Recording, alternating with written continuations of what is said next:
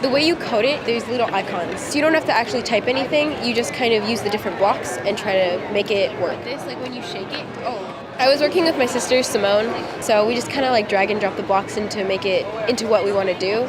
Try to see how the lights could portray different colors based off of different stressors in the environment, like the temperature or like if you shake it or not.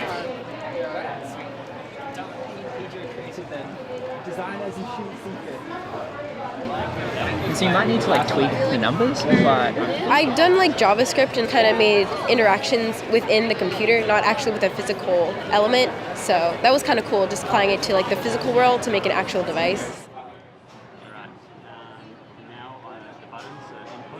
I can build things and just making it work. That's just really appealing to me.